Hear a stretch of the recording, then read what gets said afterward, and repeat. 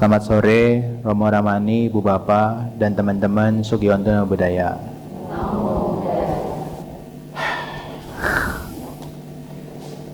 Ya, hari ini adalah sesi terakhir daripada kita bisa kumpul sama-sama bahas Dhamma. Udah 4 hari, saya yakin udah pada bosen dengan saya. Dan hari ini saya punya kesempatan tadi isi 2 kali, pagi dan sore ini. Kalau pagi sama anak-anak menyenangkan, main game. Sama orang tua lebih serius, menyiksa. Tapi hari ini kita lanjutkan topik kita yang kemarin. Kalau kemarin kita bahasnya adalah pengenalan meditasinya, untuk supaya tahu apa yang dimaksud dengan titik nol.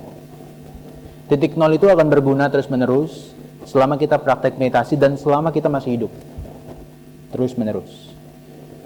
Dan hari ini kita lanjutkan untuk pengenalan meditasi Buddhis. Praktek meditasi Buddhis itu seperti apa? Kenapa saya bilang praktek meditasi Buddhis harus digarisbawahi? Karena ada banyak banget praktek di luar sana yang tidak sama tujuannya dengan Buddhis. Oke, saya ulang. Ada banyak atau sebagian besar meditasi yang berkembang di luar tujuannya tidak sama seperti Buddhis. Tujuannya meditasi Buddhis itu apa? Dia adalah, setidaknya, tujuannya adalah untuk mengakhiri kita punya penderitaan secara fisik dan mental. Kok gitu? Jadi ukurannya bagian itunya? Iya, karena ada di luar sana yang meditasi justru untuk mengembangkan penderitaan. Menarik ya? Tadinya orang ini kena cancer, kemudian dia sakit. Ini cerita. Dia sakit, cancer. Kemudian dia meditasi ke satu tempat. Omong-omong, ternyata setelah dia meditasi 10 hari, dia sembuh. Dia sembuh. Dan dia merasa meditasi itu sangat membantu dia. Tapi, ada tapinya. Setiap kali kalau dia nggak meditasi, dia kansernya bisa relapse lagi. Kambuh lagi. Sehingga ada kekhawatiran yang muncul setiap waktu, setiap saat.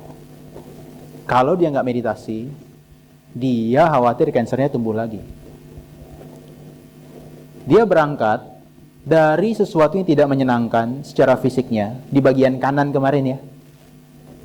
Yang bagian kanan tidak menyenangkan kemarin, kalau kita lihat 5 gangguan pikiran, tidak menyenangkan kondisi fisiknya. Dia ingin bebas dari itu. Oke, tapi caranya adalah dia cari sesuatu yang menyenangkan, yang bisa menutupi rasa tidak menyenangkannya itu. Singkat cerita, yang tidak menyenangkannya kansernya sembuh, kemudian dia beralih ke yang menyenangkan di bagian kiri. Dan dia menjadi kemelekatannya muncul terhadap meditasi. Seakan-akan bagus ya. Tapi di balik itu, dia punya kemelekatan, tempatnya harus itu, metodenya harus itu, dan lain-lain terkait dengan itu semua. Bagus-bagus adalah kalau dia tidak kambuh lagi kansernya. Tapi kalau di suatu waktu, setelah dia meditasi udah sekian lama, kansernya tumbuh lagi. Kecewa nggak dia? Why? Karena dia meletakkan kebahagiaannya pada meditasi itu. Ada meditasi di luar sana yang dia tujuan meditasinya supaya sembuh dari sakitnya doang. Not bad, nggak jelek. Tapi dia jadi melekat bahwa kalau meditasi itu adalah obat untuk dia bebas dari penderitaan fisiknya. Tapi kenyataannya Buddha mengajarkan hal yang lain. Sewaktu-waktu, meskipun dijaga di rawat tubuh ini, dia bisa sakit lagi. Orang yang tidak belajar Dharma, tidak paham tujuan dari semua ini, ketika tidak sejalan dengan keinginannya, dia bisa jadi sangat menderita. Penderitaan yang di kanan, karena membenci sesuatu yang tidak menyenangkan, sudah hilang, berganti ke penderitaan yang ketagihan terhadap yang menyenangkan.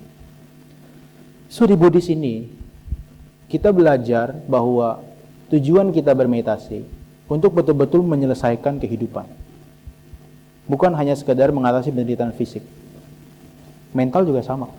Ada orang yang anxiety, depresi, dia cemas dan lain-lain. Kalau dia nggak meditasi, obatnya seperti nggak ada. Jadi dia harus meditasi terus-menerus sampai dia ketagihan dan kemelekatan. Kalau itu tidak dilakukan, dia menderita banget. Nggak buruk, tapi itu adalah sesuatu yang halus yang harus kita sadari. Itu satu bagian, makanya saya kenapa bilang meditasi Buddhis. Tidak semua meditasi betul-betul mengajarkan untuk bebas dari penderitaan.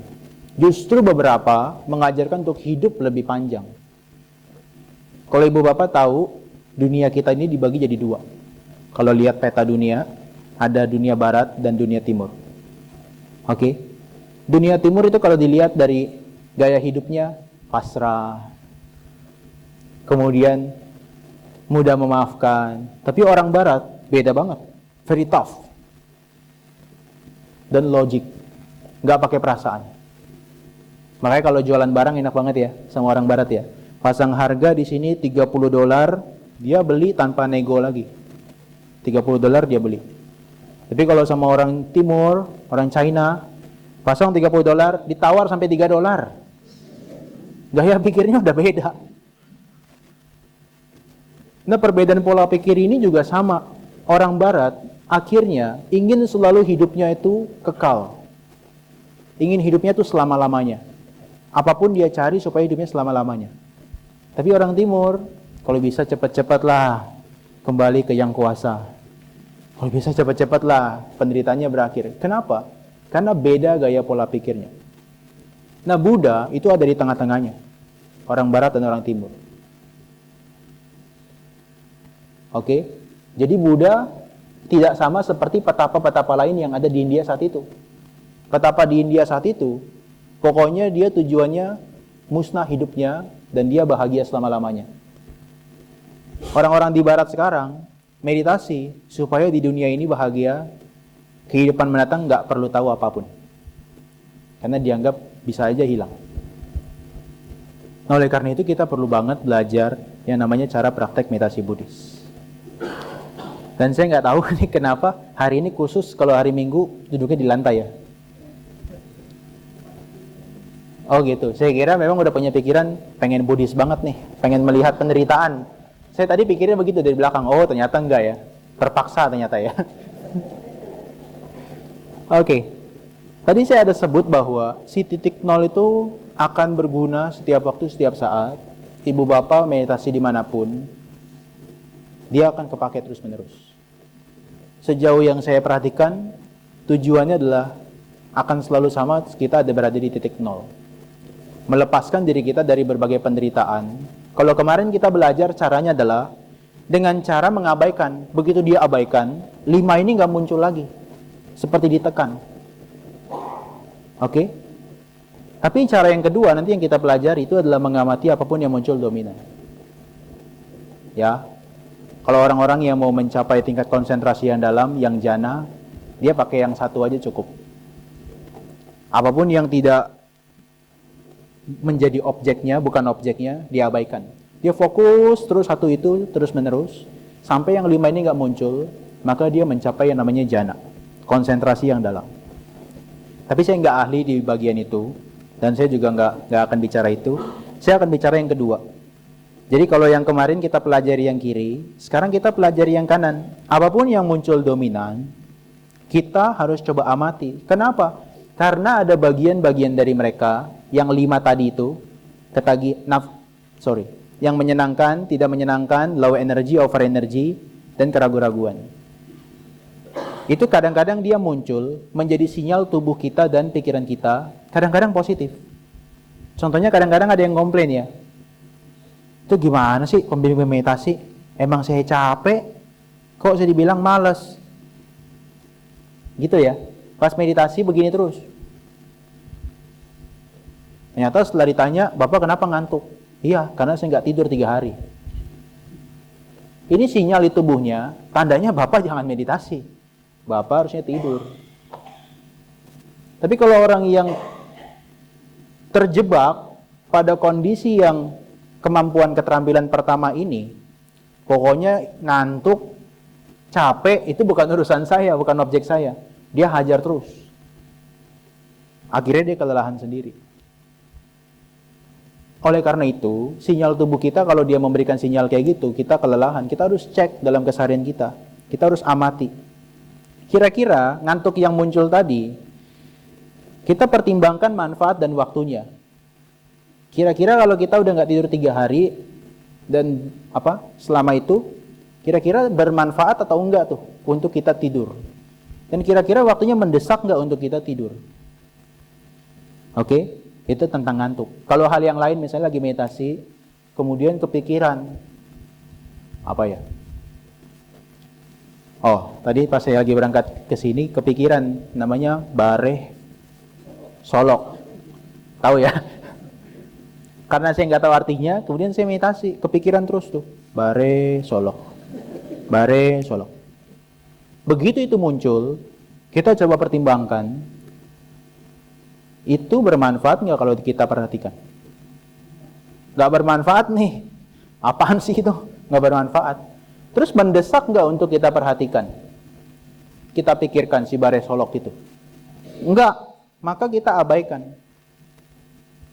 Kita harus punya kebesaran hati. Saya lagi meditasi, dia tidak bermanfaat, tidak sesuai waktunya, abaikan. Oke? Nah tapi kalau dia bermanfaat dan ada sesuatu itu yang belum mendesak banget, itu tandanya itu sesuatu yang bermanfaat tapi dia belum pas waktunya. Kita boleh catat dan kita akan lakukan nanti. Oke? Saya sering banget kasih contohnya itu pasang dupa 3. Pasang dupa di altar Buddha bagus nggak? Bagus ya. Coba Anda bayangkan sekarang setiap dari kita pasang dupa 3. Dari depan sampai belakang. Itu karma baik bagi Anda. Bagi saya karma buruk. Berasap. Jadi ada sesuatu yang kadang-kadang kita pikirkan baik, tapi dia belum tentu mendesak untuk dilakukan. Oke? Sama untuk hal-hal yang lain. Kalau seandainya kita lagi meditasi, kadang-kadang ada aja gangguannya tuh. Pernah nggak Anda meditasi, pejamkan mata, udah setting timer 30 menit nih. Tiba-tiba, udah 5 menit lagi ngamatin nafas masuk, keluar. Itu masalah yang 2-3 hari dipikirkan, nggak selesai-selesai, tiba-tiba kepikiran solusinya. Pernah? Pertanyaannya adalah, kalau itu terjadi, ibu bapak lanjut meditasi atau selesai meditasinya? Selesai ya? Kapan lagi nih ada ide berharga nih? Kadang-kadang dia nggak muncul. Selesai. Tapi ada sesuatu yang meskipun dia bermanfaat untuk dilakukan, tapi dia belum mendesak, maka kita perlu tunda. Tunda terlebih dulu. Hanya ketika nanti dia mendesak sekali, bermanfaat tapi dia mendesak, baru kita lakukan sekarang. Oke? Ibu bapak mungkin hari-hari, kalau kita meditasi sehari, 2 hari, ibu bapak mungkin menganggap, itu mah kayaknya receh. Enggak loh. Ibu bapak nanti boleh cobain kalau meditasi udah 7 hari, 10 hari. Teman saya sering kalau dia udah meditasi udah bosan banget, dia ganti objek. Di hari ke-6 udah mau selesai, besoknya misalnya, objeknya dari nafas masuk keluar atau kembung gempis perut. Besoknya hari itu dia ganti. Bunga, ayam. Dia cari-cari, ayam dikejar-kejar, nanti diajak ngomong sendiri. Halo. Kemudian bunga teratai diliatin, karena udah bosan. Tapi kita harus lihat, itu bermanfaat nggak? Kalau nggak bermanfaat dan nggak sesuai waktunya untuk dilakukan saat kita meditasi, kita harus hindari. Oke? Hal-hal yang baik-baik itu banyak banget ibu bapak. Kalau misalnya pas retret di Dhammadippa, makanya itu orang-orangnya kayak zombie. Kalau kita panggil dia nggak nyaut. Ada Bante pun kita nggak anjali. Memang bernama Skara ke Bante, bagus. Tapi momennya nggak pas, tunda dulu. Ngomongin Dharma bagus nggak? Bagus ya, diskusi Dharma bagus ya. Tapi kalau ngomongin Dharma setiap waktu, setiap saat lagi meditasi bagus nggak? Belum tentu.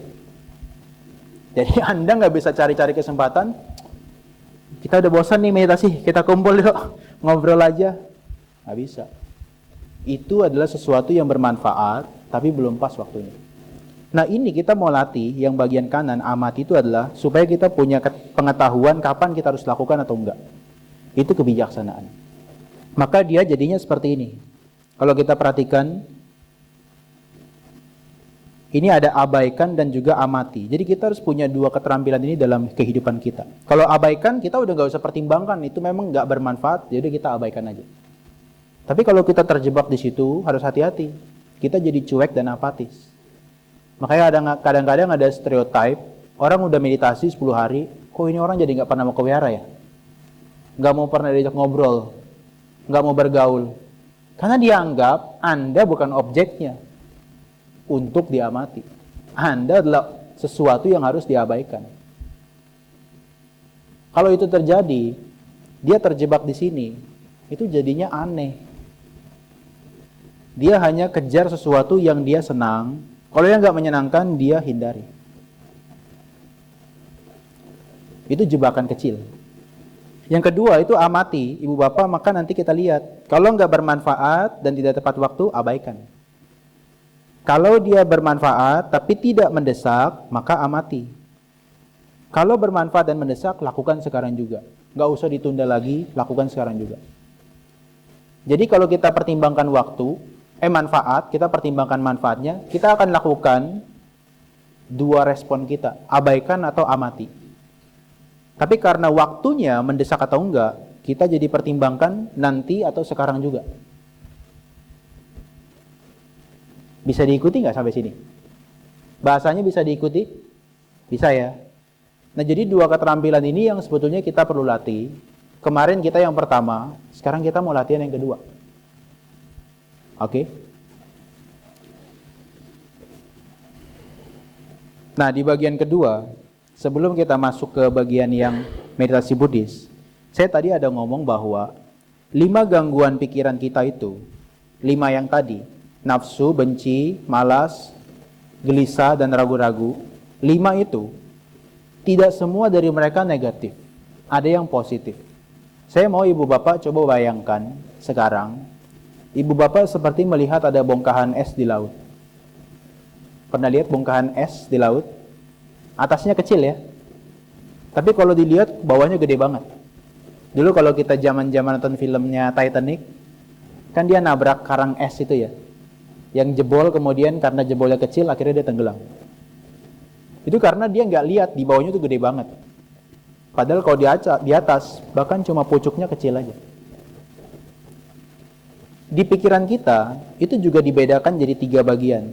Itu namanya adalah the conscious, the preconscious atau the subconscious, pikiran yang bawah sadar, dan the unconscious, pikiran yang bahkan tidak kita sadari. Kita hidup sehari-hari itu di sini, the unconscious. Seperti kita berada di pucuk es itu, sedang duduk ngelihat di laut tersebut. Oke?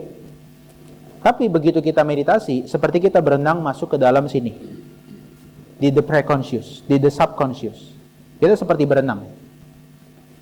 Di momen kita berenang, ada sesuatu yang tidak kita bisa lihat, seperti dalam keadaan kita sedang di atas, di sini. Begitu kita ada di sini berenang, kadang-kadang si sampah the unconscious ini naik ke atas, pung, pung, naik ke atas. Kita mulai bisa lihat sesuatu yang kita nggak bisa lihat dari atas. Apa itu? Ingatan-ingatan masa lalu yang negatif, ya. Kemudian pikiran-pikiran buruk yang tersimpan, kemarahan-kemarahan, iri hati, dendam, ketakutan, kesombongan, arogansi, dan lain-lain yang tidak bisa kelihatan di dalam kehidupan sehari-hari kalau tidak saat kita bermeditasi. Hanya ketika pas meditasi baru dia muncul kelihatan. Makanya ibu bapak pas meditasi sering frustrasi ya sama pikirannya sendiri ya. Begitu lagi nafas masuk keluar, pengennya badannya tegap, tiba-tiba gini. Sampai ibu bapak bingung, ini pikiran siapa ya? Kemudian lagi ngamatin nafas masuk keluar, tiba-tiba teringat sesuatu yang dulu banget kecil, yang ibu bapak mungkin mengalami sesuatu yang tidak menyenangkan. Dan kadang-kadang belum kita sempat berpikir, dia udah merespon dengan kemarahan.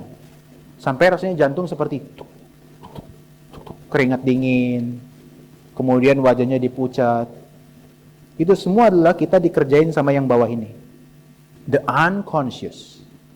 Dan begitu kita berenang, kita bisa mengakses mereka semua. Itulah kenapa alasannya kita perlu meditasi. Kadang-kadang ada hal-hal negatif di dalam hati kita yang dia nggak kelihatan kalau dalam keadaan tidak tenang atau terburu-buru. Hanya ketika kita duduk meditasi, kondisinya tenang, baru dia kelihatan dengan jelas. Oke ya.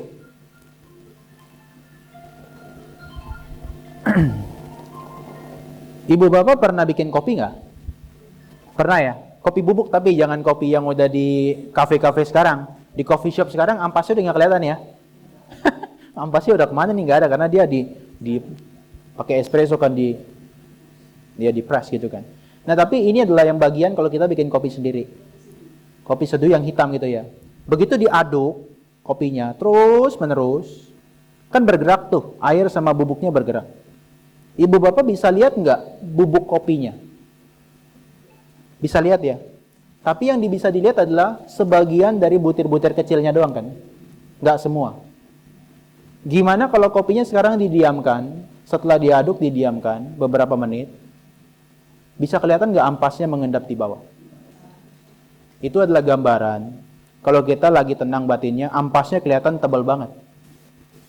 Sampai kita sendiri bingung, ini ampas dari mana ya? Itu adalah ampas yang bergerak ketika kita tidak berusaha untuk menenangkan pikiran kita. Sehingga kita punya kotoran batin jadi kabur. Sehingga kadang-kadang kita berpikir, buat apa saya meditasi? Saya udah nggak berbuat jahat, saya juga udah berusaha untuk baik, dan lain-lain. Nah oleh karena itu, di dalam ajaran Buddha ini, meditasi itu sejalan dengan ajaran sains modern. Sains modern bilang, tidak semua 5 rintangan batin yang tadi kita gambarkan itu adalah negatif. Kenapa? Dia bisa menjadi hal-hal yang positif karena dia tersimpan di dalam pikiran kita. Saya nggak tahu letaknya di mana, tapi dia tersimpan itu loh. Kita dalam keseharian kita hanya menggunakan 10% pikiran kita untuk menganalisa sesuatu, kemudian mencerna sesuatu, menganalisa, berpikir, itu 10%. Tapi 10% ini yang tadi di pucuk bagian atas, dia ditentukan sama yang di bawah permukaan laut sebanyak 90%. Ibu bapak pernah lihat nggak? Ada 2 orang, dia ketemu dengan 1 orang, yang satu happy banget, yang satu benci banget. Pernah? Contohnya lihat orang kepalanya botak. Yang satu happy banget, lihat orang yang kepalanya botak. Tapi yang satu benci banget.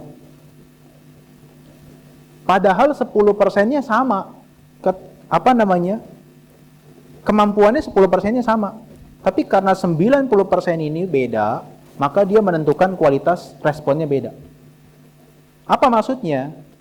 Ada kemungkinan si orang yang suka ini, mungkin dia pernah lihat sesuatu yang botak dan dia punya kesan yang baik terhadap itu di masa-masa sebelumnya.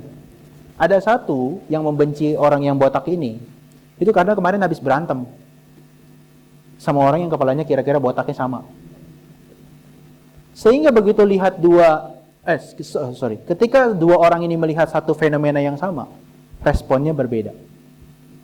Ibu bapak kumpul segini banyak, objeknya kan satu ya, suara saya dan slide saya kan. Tapi kenapa ibu bapak ada ibu bapak yang why? Karena 10%-nya ibu bapak yang tampil kelihatan, itu ditentukan sama 90% dari bawah itu. Ada ibu bapak yang diajak meditasi 15 menit, 15 menit nih. Ada yang begitu dibilang, ayo kita meditasi 15 menit, wah, semutan nih. Karena database-nya, data yang dia punya di dalam pikiran bawah sadarnya, itu beda. Si orang ini yang tidak suka, dari kecil udah diajarkan, kamu jangan meditasi ya. Nanti meditasi kamu kerasukan, kakinya sakit, badannya pegel, kamu nggak dapat apa-apa. Nanti kamu jadi bante loh. Takut dia. Tapi yang satu, wah kamu harus meditasi ya. Nanti kalau kamu meditasi, kamu jadi cerdas, pinter, bijaksana, baik hati, dan lain-lain. Beda nggak? Inputnya beda, outputnya beda. Dia tersimpan di sini. Makanya dia bilang di sini ada emosi, perasaan, pola kebiasaan kita, kemudian spiritual koneksi spiritual kita, sampai dia ada namanya kecanduan, addiction. Sampai dia bisa mempengaruhi intuisi kita. Tadi saya ada ngobrol sama seseorang, dia bilang dia bisa tahu intuisi waktu meskipun nggak lihat jam. Orang lain pasti bilangnya, omong kosong itu. Tapi dia bisa terjadi karena intuisi termasuk di dalam 90% ini. Jadi ibu bapak kalau misalnya meditasi gitu ya, kadang-kadang kan ada yang mikirin jam terus ya, kok 30 menit nggak bunyi-bunyi. Tapi orang ini beda, dia tahu kalau bunyi burung ini, kayaknya 1 menit lagi bunyi bel nih. Karena setiap kali dia meditasi, database-nya masuk dalam bentuk yang sama. Sehingga dia punya keyakinan, kalau bunyi burung tersebut, tinggal 1 menit lagi. Sehingga dia aman-aman aja, 30 menit nggak liatin jam. Tapi yang satu, kok lama ya? Kok lama ya? Terus-menerus kayak gitu. Karena dia nggak happy dengan itu. Karena dia nggak punya keyakinan yang sama seperti orang sebelumnya. Nah maka, ibu bapak kita meditasi secara Buddhis untuk melihat mereka semua ini sebagaimana adanya. Zaman dulu kalau saya belum jadi Buddhis dulu, saya pernah diceritakan ada namanya meditasi mengenal diri yang sejati. Di Jambi nggak familiar ya.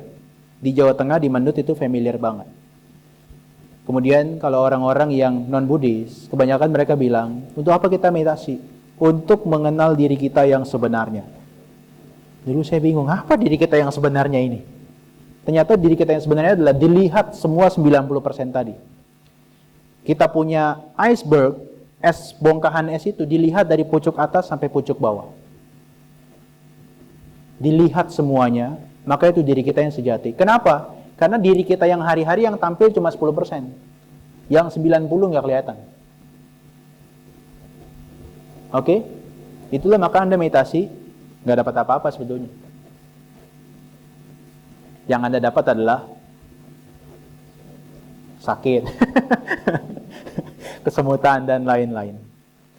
Tapi, ibu bapak, kenapa kita perlu belajar itu? Kalau nggak dipelajari, kalau nggak dilatih, dia bisa menentukan perilaku kita. Kita bisa jadi orang yang selalu berpikir negatif, bisa punya perilaku dan pikiran yang merugikan diri kita sendiri, perasaan marah tiba-tiba, kemudian perilaku yang kompulsif, perilaku kita kepada orang lain. Pokoknya pokoknya saya kalau ketemu dia, saya udah nggak suka nih. Belum ketemu wajahnya, baru lihat sendalnya katanya udah nggak suka. Udah ditanda itu. Di bagian sendalnya, di bagian telapak kakinya, itu ada wajahnya dia. Jadi saya nggak suka dengan itu gitu ya. Itu bisa membuat perilaku kita jadi nggak sehat dan lain-lain. Di psikologi modern dia jabarkan banyak. Tapi Buddha uraikan 7 hal. 7 hal yang harus kita lihat dengan kebijaksanaan. Namanya adalah anusaya. Anusaya ini adalah kecenderungan kotoran batin yang sangat-sangat halus, yang dia tersimpan di dasar hati kita. Kalau ibu bapak bayangkan pohon, pernah lihat pohon? Pernah ya? Pohon yang nampak jelas kan daunnya, batang, dan satu lagi ada akarnya ya. Bayangkan pohon itu dipotong daunnya, yang tersisa apanya? Batangnya yang kelihatan ya. Sekarang bayangkan batangnya dipotong, yang kelihatan apanya? Hah? Sampai bawah udah dipotong habis. Yang kelihatan apanya? Akarnya nggak nampak, nggak kelihatan. Kecuali akar tertentu ya. Kalau yang dia sampai keluar-keluar dia kelihatan. Tapi kalau kita lihat dari tanah tersebut, Yang namanya akar dia nggak kelihatan. Jadi kotoran batin yang kasar itu adalah nomor 1 kilesa. Kotoran batin yang menengah itu adalah kalau kita ngantuk dan sebagai 5 gangguan tadi, dia menengah. Yang paling bawah itu yang halus. Nah, Buddha katakan itu sebagai anusaya atau kecenderungan batin yang laten. Totalnya ada 7. Ciri-cirinya apa? 1, dia adalah sifatnya nafsu kita, keinginan-keinginan kita. Yang kedua, ketidaksukaan kita. Kalau ada hal-hal yang gak menyenangkan pas muncul, dia langsung ambil peran. Yang ketiga, itu adalah sifatnya kesombongan kita. Yang keempat, keraguan-raguan. Kelima adalah ketidaktahuan. Dan keenam, ketujuh, itu adalah berkaitan dengan bukan arogansi lagi, tapi adalah anusaya, kamanusaya, raganusaya, biapadanusaya, patiganusaya. Ada 7 totalnya. Dia adalah sifatnya hal-hal yang halus, yang dia disebut laten karena dia nggak kelihatan dalam keadaan sehari-hari kalau kita tidak menggunakan kebijaksanaan. Maka Buddha bilang dalam ajarannya itu ada 3 bagian ya, sila, samadhi, panya. Sila itu adalah jangan berbuat jahat. Jadi Bapak Ibu kalau mau pangkas daunnya, jangan berbuat jahat, udah cukup. Pancasila Buddhis itu dilakukan, maka Ibu Bapak sudah tidak jadi orang jahat. Karena kenapa? Ucapan dan tindakan jasmaninya sudah terkendali. Tidak bunuh, tidak mencuri, tidak berasusila, tidak bohong, tidak mabuk-mabukan. Tapi kalau mau pangkas batangnya, mengembangkan hal-hal yang baik, Buddha bilang perbanyak kebajikan. Maka dia harus kembangkan yang namanya samadhi. Ketenangan, konsentrasi, cinta kasih, kasih sayang, rasa simpati, hal-hal yang positif kita kembangkan. Tapi kalau cuma sampai 2 itu, tadi ada 1 yang terakhir yang tersisa ya. Apa namanya? Akar. Yang dia nggak kelihatan. Dia nggak bisa hanya dihancurkan dengan kita meditasi tenang-tenang doang. Karena dia muncul lagi. Maka Ibu Bapak nanti setelah dari sini 2 hari, bukan 2 hari, 4 hari, udah banyak banget dapat informasi tentang meditasi, udah dipraktekkan. Bukan berarti nanti setelah 4 hari ini Ibu Bapak udah nggak ada kemarahan lagi. Atau mungkin temannya ada yang iseng, kayaknya dia udah meditasi 4 hari, udah kesucian nih, udah nggak bisa marah lagi nih, dipukul lah kepalanya. Jangan salahkan saya kalau orangnya masih marah, karena memang dia belum mencapai kesucian, ya. Karena ada kemungkinan dia latihnya sampai ketenangan, atau bahkan kalau bukan sampai ketenangan, kalau dia sampai akarnya belum kecabut semua. Mungkin kemarahan dia hilang terhadap rasa sakit di kakinya kalau dia muncul. Tapi kemarahan kalau dipukul kepalanya itu belum hilang. Jadi Ibu Bapak jangan coba-coba tes di bagian itu. Oke? Jadi tidak semua orang yang meditasi setelah pulang one day mindfulness 2 hari lagi, 10 hari lagi retret, mengharap semua akarnya hilang. Kalau udah hilang semua, dia udah jadi biku. Maksudnya adalah dia udah mencapai kesucian. Oke? Nah, kita meditasi Buddhis, mainnya bukan hanya nomor 1, nomor 2, tapi dia sampai nomor 3. Makanya Buddha bilang, bukan hanya jangan berbuat jahat, bukan hanya tambah kebajikan, yang ketiga apa? Sucikan hati dan pikiran. Pikiran dan hati kita, dasar hati kita tuh bisa disucikan kalau kita praktek kebijaksanaan. Jadi lengkap. Kita tidak jahat, kita baik, dan kita bijaksana. Kita jadi umat Buddha pengennya apa? Tidak jahat, tidak baik, tidak apa-apa, tidak bijaksana, nanti dulu, tidak apa-apa. Saya praktek sila, tapi kalau meditasi, nanti dulu ya. Kalau retret vipassana, nanti dulu ya. Kalau belajar, dhamma kelas, nanti dulu ya. Ibu Bapak tertekan nggak ikut kelas kita selama 4 hari ini? Enggak ya? 2 jam oke ya? Kemarin sih di Bali diminta ngomong tentang vipassana, bagian vipassana doang. 4 jam. Dan mereka dengerin loh. Yang hadir itu bukan orang-orang yang yang biasa meditasi doang. Tapi mereka yang doktor, mereka dengarkan. Even itu adalah seorang non-Buddhis. Dia dengarkan, dia pengen tahu. 4 jam saya ngomong, saya kira dia kapok, besoknya dia undang lagi.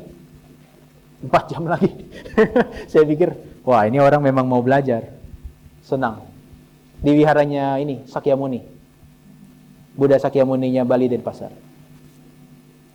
Nah ibu bapak, jadi kita nih tugasnya sebagai umat Buddha, bukan hanya pangkas daun, potong batang, tapi juga selesaikan sampai cabut akar. Oke? Maka kita perlu praktek yang namanya si vipassana. Si kebijaksanaan. Kebijaksanaan bisa diperoleh dengan cara apa? Dengan cara 3, ibu bapak baca, dengar seperti sekarang. Nama palinya adalah Sutta Mayapanya. Ibu bapak mendengar, membaca, kemudian nonton di YouTube, sekarang ada ya? Sekarang banyak banget loh di Jakarta umat YouTube. Ke biara mana? Enggak, di YouTube. Katanya dia, enak kalau di YouTube lihat bantainya lebih jelas. Materinya juga nggak perlu pakai foto-foto, dia udah jelas gitu.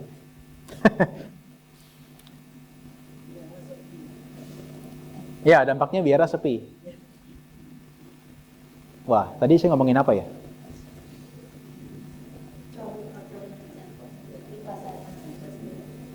Iya, tapi apa hubungannya ya?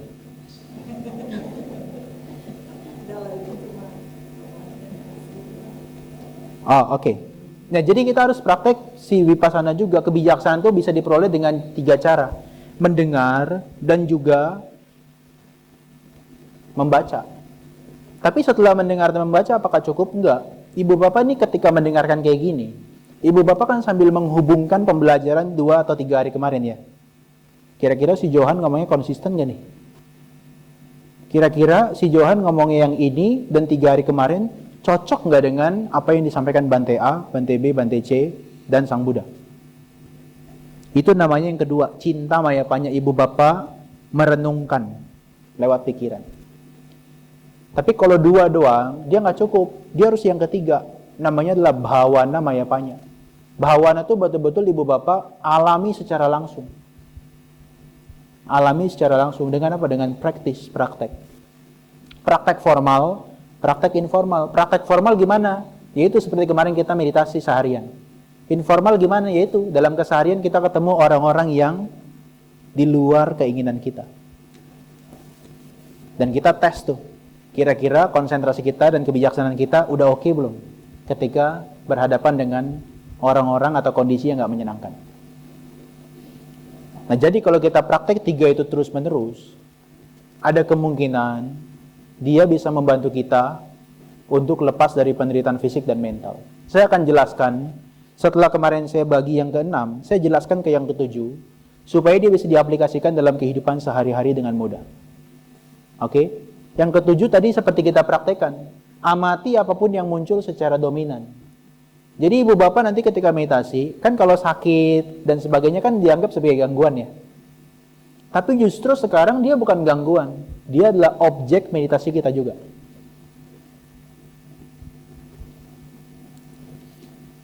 Dan gak peduli menyenangkan atau gak menyenangkan, sakit muncul atau badan yang terasa nyaman muncul.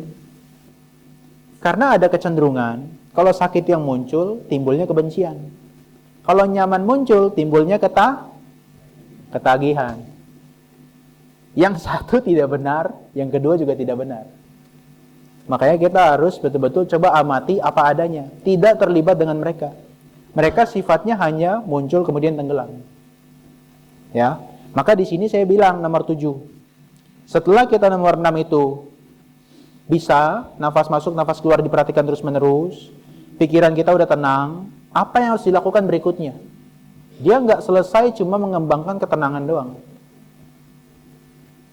Kemarin saya ditanya sama teman saya, di dalam meditasi, apa aja gangguannya untuk meditasi ketenangan, samatha, dan meditasi vipassana. Meditasi samatha, itu kan kita kan mencapai konsentrasi yang tinggi ya, dengan menekan gangguan-gangguan yang negatif. Oke? Di vipassana, konsentrasi yang tinggi tadi, kalau dilekati, dia adalah gangguan. Jadi kalau meditasi ketenangan yang negatif itu gangguan. Kalau vipassana, kebijaksanaan, bahkan yang positif ini bisa jadi gangguan. Makanya ibu bapak nggak usah terlalu wah.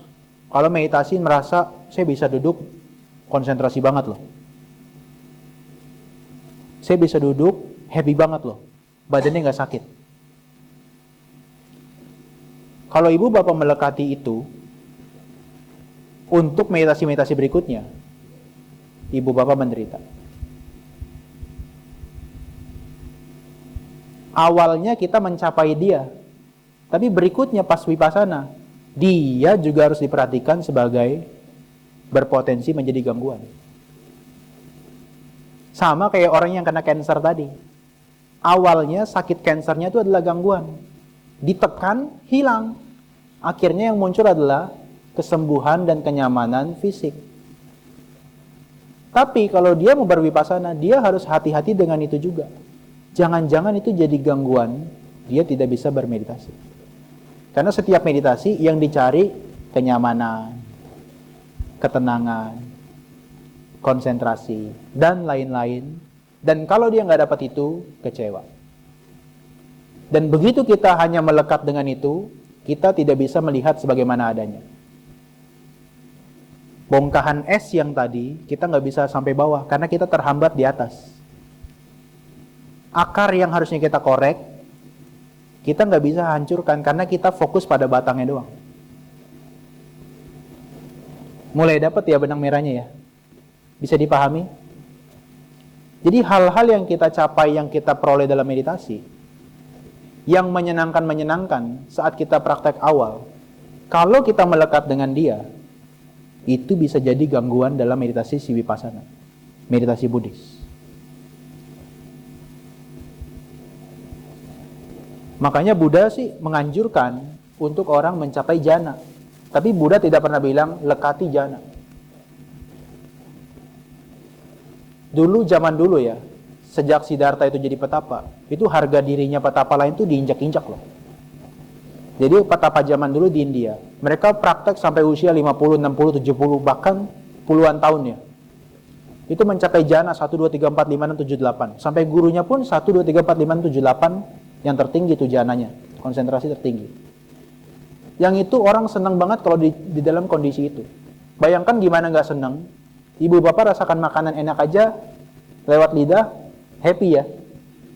Ini rasa bahagianya bukan levelnya lidah, bukan level mata, tapi levelnya mental. Yang di level mental itu kalau jhana yang tertinggi, pikiran itu seperti ada dan tidak ada. Ibu bapak seperti nge-fly, bukan 1 hari, berjuta-juta tahun. Gimana kebahagiaan itu dan gimana ibu bapak mau melepaskan itu? Tapi begitu Siddhartha jadi petapa, dia praktek, beliaunya praktek, mencapai jhana yang tertinggi. Bagi Siddhartha itu adalah cuma sebagai pijakan. Belum apa-apa. Untuk bervipassana. Justru dia bilang, apa yang kamu capai ini sampai jhana ke-8, itu bisa jadi gangguan.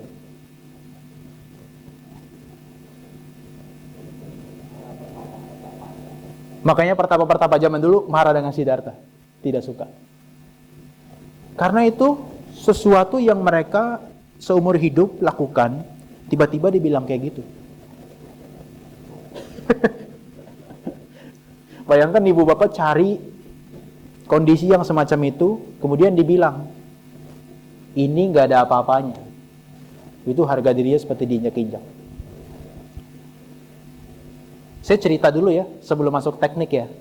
Jadi tahun lalu, itu selama 8 bulan, ada orang, dia Buddhis, tapi tidak pernah meditasi. Singkat cerita dia kena cancer cervix stadium 2. Waktu itu dia nggak tahu di mana dia harus berobat, dia udah ke dokter, kemudian dia disarankan sama temannya, kayaknya kamu harus praktek meditasi deh. Dan nggak tahu ceritanya gimana, dia cari-cari, temannya sarankan, kayaknya kamu coba hubungi si Johan. Akhirnya dia hubungin saya, dan di momen itu, pas pertemuan pertama kita, Dia bilang bahwa dia udah kena cancer cervix stadium 2. Untuk saluran saluran kandung kemihnya untuk buang air kecil itu udah semacam tersumbat. Sakit kalau dia buang air kecil.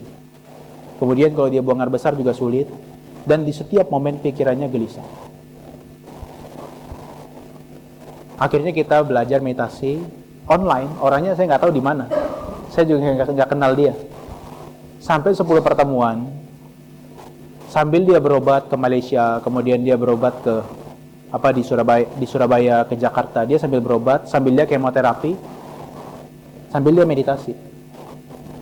Kemudian di pertemuan ke-10 di bulan Oktober lalu, dia bilang ke saya, ini pertemuan terakhir ke-10 karena memang kita kontraknya hanya 10 pertemuan, dan dia bilang, cancer saya sudah hilang.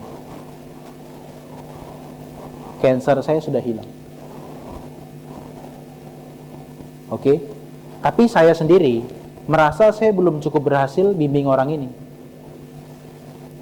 Karena di berikutnya dia ngomong, cancer saya sudah hilang, tapi saya khawatir dia tumbuh lagi. Karena dokter bilang, dia bisa tumbuh lagi. Oke? Saya nggak mengharapkan cancernya tumbuh lagi, tapi ada kemungkinan begitu. Sehingga dia bingung, apa yang harus dia lakukan? Apakah hanya berdiam dengan ketenangan yang dia peroleh kemarin-kemarin? Saya bilang, nggak cukup. Ibu harus belajar dharma, ibu harus belajar kebijaksanaan. Kenapa? Ini syukur banget, 10 pertemuan ini ibu merasa sembuh dari kansernya. Seandainya nanti, kanser ibu kambuh lagi dan bahkan ibu nggak tertolong, kalau ibu nggak punya kebijaksanaan menerima itu, ibu menderitanya 2 kali lipat. Karena ibu udah cenderung melekat dengan yang menyenangkan itu, meditasi.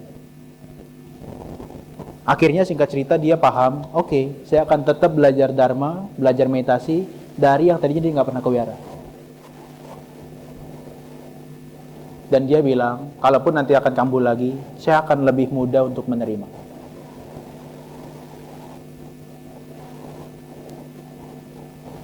Kenapa? Karena dia paham segala sesuatu nggak kekal.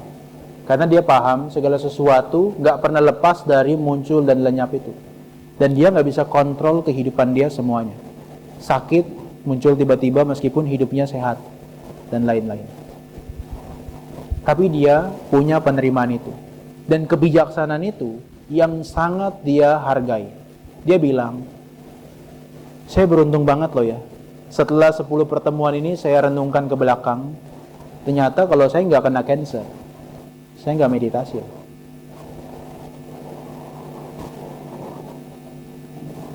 Aneh ya, orang Jawa memang aneh ya. Kena cancer beruntung ya. Tapi dia bilang, saya beruntung kena cancer. Kalau saya nggak kena cancer, saya nggak meditasi dan saya nggak akan pernah belajar untuk bisa menerima yang tidak menyenangkan. Itu modal yang besar bagi orang itu di masa mendatang. Nah, apa yang dilakukan? Dia melakukan 6 ini dan dia switch ke nomor 7 untuk mengamati ketika kondisi di badannya sangat tidak menyenangkan. Dia mengamati kondisi di pikirannya ketika pikirannya sangat gelisah. Di waktu-waktu dia nggak bisa tidur, yang tadinya dia gelisah, dia amati itu sebagai objeknya. Di kondisi-kondisi dia bisa nyaman, bisa tenang tidurnya, dia juga mengamati itu sebagai objeknya. Selama dia sakit, dia sangat meditatif. Itulah kenapa saya bilang kemarin database peserta saya pegang, kemudian saya tahu sakit fisik, sakit mental. Karena kebanyakan yang meditasi itu gitu. Jarang sekali ada orang yang meditasi karena kesadaran sendiri. Oke? Nah, ibu bapak dan teman-teman sekalian, dari apa yang saya pelajari, ini next saja ya. Yang namanya meditasi secara Buddhis, dia tekankan bukan untuk mencari ketenangan doang, tapi untuk memunculkan kebijaksanaan. Dia adalah sebuah latihan mengamati proses batin dan jasmani yang terus berlangsung saat demi saat. Artinya, proses batin dan jasmani bisa yang menyenangkan, bisa yang tidak menyenangkan, bisa yang biasa-biasa aja. Dia bilang, saat demi saat dalam diri seseorang dengan penuh perhatian dan kesadaran penuh. Jadi nggak peduli fenomenanya apa, kita harus coba mengamati. Sehingga pandangan terang dan pengetahuan sejati, insight, muncul dalam diri seseorang, memahami kehidupannya. Jadi meditasi yang kita praktekkan, mengamati nafas masuk keluar. Kalau kemarin ikut meditasi berdiri dan berjalan, berdiri, nafas masuk 3 kali, sentuh 4 kali, berjalan angkat dorong letak. Tujuannya bukan hanya untuk ketenangan, tapi untuk memunculkan kebijaksanaan, supaya ibu bapak bisa memahami realitas kehidupan ini. Tubuh dan mental ibu bapak sendiri. Jadi dalam meditasi Buddhis, tidak ada sesuatu apapun yang mistik sifatnya. Oke? Nggak ada yang mistik. Jadi kalau ibu bapak setelah saya meditasi, saya bisa lihat makhluk halus? No. Itu keluar dari meditasi Buddhis. Setelah meditasi, ibu bapak bilang, oh saya bisa lihat, apa nih? Nomor togel yang keluar berapa? Oh ini jelas bukan meditasi Buddhis. Dia di luar daripada itu. Tapi meditasi Buddhis, dia adalah supaya kita bisa memunculkan kebijaksanaan setiap kali apapun yang muncul dari tubuh dan pikiran kita. Menyenangkan, tidak benci. Menyenangkan, tidak ketagihan. Tidak menyenangkan, tidak benci. Yang netral, kita bisa menerima apa adanya. Oke ya? Nah maka, 9 tahun yang saya lewati 4 tahun pertama, saya banyak belajar namanya Mahasi Sayadaw Method. Kalau di tradisinya Myanmar, dia adalah salah satu yang famous, terkenal. Yang terkenal dengan namanya dry vipassana, vipassana kering. Jadi dia langsung praktek vipassana. Dari pengalaman saya yang saya perhatikan, sejauh saya praktek ini, nggak semua orang bisa mampu. Kenapa? Karena dia nggak didahului dengan keterampilan yang pertama seperti kita latih kemarin. Dia langsung suruh duduk 1 jam, berdiri dan berjalan 1 jam. Bisa nggak bisa harus bertahan. Belajar apapun yang muncul, amati tanpa terlibat dengan mereka. Metodenya Mahasi Sayadaw ini kembang kempisnya perut. Jadi kalau ibu bapak tidak bisa perhatikan nafas di hidung, ibu bapak bisa perhatikan kembang kempis perut. 4 tahun pertama saya jadi samanera, kembung kempis perut itu diperhatikan. Sampai ada cerita lucu. Jadi di dalam tradisi samanera itu kan kita setiap semester kan meditasi. Dulu awal-awal saya datang, senior saya bilang, "Jo, nanti kalau kamu meditasi, retret, jangan dekat-dekat orang." Saya bingung, kenapa jangan dekat-dekat orang? Akhirnya dia cerita, "Kamu kalau dekat-dekat orang, kamu nanti menderita." Karena orang pas meditasi vipassana ngamati kembung, kempis, mereka tegang, perutnya kembung, dia kentut mulu. Oke. Sampai suatu ketika saya lihat dia secara langsung. Jadi kita pas penutupan udah malam, mungkin saking tegangnya dia ya. Perutnya mungkin udah tegang, lagi namaskara. Keluar. Temannya di belakang sampai nggak bisa tahan ketawa. Jadi kita kalau meditasi di sana noble silence, nggak boleh ngobrol. Tapi begitu dikentutin, dia tahan ketawa dan tahan bau. Nah, ini adalah metodenya raising falling of the abdomen, naik turunnya perut, kembung kempis. Jadi bagi ibu bapak yang tidak sensitif di hidung, kemarin karena bilang nafasnya halus, saya nggak bisa perhatikan, no problem. Ibu bapak bisa perhatikan kembung kempisnya perut. Kalau nggak bisa juga gimana? No problem. Ibu bapak bisa amati seluruh bagian tubuhnya ketika duduk. Kalau nggak bisa amati lagi gimana? Kayaknya ibu bapak yang harus dihilangkan kayaknya. Nah ini buku-buku yang saya pelajari dari Mahasi Sayadaw. Ini yang bikin saya jadi semakin yakin untuk praktek meditasi. Ini ada Satipatthana Vipassana, ada A Discourse on Anattalakkhana Sutta dari Mahasi Sayadaw. Ini berat bukunya, tapi dia bagus untuk bisa memahami kita punya praktek. Kemudian ini adalah bukunya Practical Insight Meditation. Dia ajarin tahapan-tahapan dari basic sampai ke tahapan lebih lanjut. Kemudian Manual of Insight, saya senang banget dengan buku ini. Tebelnya berapa? 800 halaman. Tapi saya suka, dia berisi panduan kita, sila sama dipanya dibahas secara lengkap.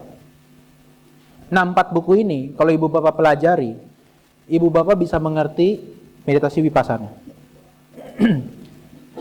Tapi karena saya tahu nggak banyak yang baca, jadi saya sampaikan singkat ya, intisarinya. Jadi mahasiswa Edo bilang gini, tekniknya kembung dan kempisnya perut, ini diarahkan bahwa seorang praktisi vipassana, bentar ya, bentar, ini kok ngaco. Kelihatan nggak sampai belakang? Seorang praktisi vipassana, dia memfokuskan pada sensasi, ingat ya, dia memfokuskan pada sensasi naik turunnya perut. Dan sementara itu, dia juga sadar dengan sensasi tubuh yang lainnya dan fenomena pikiran. Saya akan bedah 3 bagian. Sensasi naik turunnya perut atau sensasi napas masuk keluar. Yang kedua adalah sensasi tubuh ketika dia muncul dominan dan fenomena pikiran kalau dia muncul dominan. Kenapa mahasiswa Edo bilang sensations of raising and falling of the abdomen? Kenapa dia bilang sensasi? Karena ibu bapak kalau meditasi cuma tahu masuk keluar, masuk keluar, masuk keluar, itu bukan vipassana. Itu masih kategori meditasi untuk ketenangan. Hanya sampai seseorang itu bisa memahami sensasinya, bisa melihat sensasinya. Begitu nafas masuk ada terasa dingin, kasar, panas, dingin, terus dia bisa amati berubah terus-menerus. Baru dia masuk dalam kategori vipassana. Saya tidak benci, dan juga saya nggak kritik secara kasar. Banyak dari kita yang praktek meditasi kebanyakan salah kamar. Dia tujuannya pengen praktek retret meditasi vipassana. Tapi yang dia cari adalah konsentrasi jhana. Ini 2 hal yang berbeda. Karena konsentrasi jhana dia cukup hanya mengamati masuk, keluar, masuk, keluar, masuk, keluar. Sementara si vipassana dia harus mengamati segala sesuatu, di zoom terus-menerus sampai dia bisa melihat sensasi dari nafasnya secara terus-menerus. Kebanyakan yogi yang saya temui, yang dari prakteknya, dia terjebak dalam meditasi ketenangan. Tapi dia menganggap itu adalah vipassana. Mungkin ini nggak terlalu penting bagi ibu bapak, kalau nggak praktek lebih lanjut. Tapi ini yang membedakan kenapa orang-orang yogi tertentu, dia frustrasi sekali ketika ikut retret. Pembimbing meditasinya bilang, kamu ketika ada sakit, coba amati. Tapi dalam pikiran dia sebelum meditasi itu menyenangkan. Meditasi itu menenangkan. Dia bisa konsentrasi. Kenyataannya, pikirannya nggak pernah konsentrasi. Maka dia menderita banget. Sama kayak kemarin saya cerita si orang Itali tersebut. Karena dia bule, dia berpikir meditasi adalah untuk ketenangan. Tapi masuk ke tempat retret yang isinya adalah yogi-yogi vipassana. Pembimbingnya vipassana. Maka ini yang nggak nyambung. Dan ini bukan sekali, tapi beberapa kali saya temukan, ada yogi yang dia dari 10 hari meditasi, sampai di hari ke-8, kita besoknya udah mau pulang nih. Setelah ditanya sama bantenya, sama pembimbingnya, apa yang kamu dapat? Pengetahuan apa yang kamu dapat? Dia nggak jawab. Dia tanyanya apa? Bisa nggak saya mencapai jhana dari praktek ini? Kasian, buang waktu.